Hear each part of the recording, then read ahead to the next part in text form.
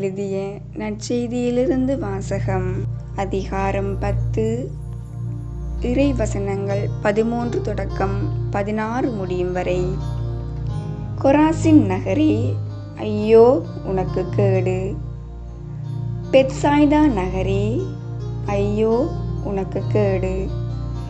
ஏனெனில் உங்களிடையே செய்யப்பட்ட வல்ல செயல்கள் தீர்சீதோன் நகரங்களில் செய்யப்பட்டிருந்தால், அங்குள்ள மக்கள் முன்பே சாக்கு உடை உடுத்தி சாம்பலில் உட்கார்ந்து மனமாறி இருப்பர்.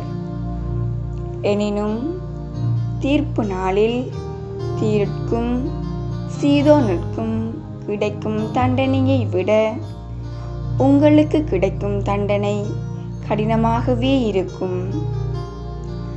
கப்பர்நாகுமே, நீ வானளவா உயர்த்தப்படுவாயோ? இல்லை, பாதாளம் வரை தாழ்த்தப்படுவாய். உங்களுக்கு செவிசாய்ப்பவர் எனக்கும் செவிசாய்க்கின்றார். உங்களை புறக்கணிப்பவர் என்னை புறக்கணிக்கின்றார். என்னை புறக்கணிப்பவர் என்னை அனுப்பினவரையே புறக்கணிக்கின்றார். இது ஆண்டவரின் அருள்வாக்கு.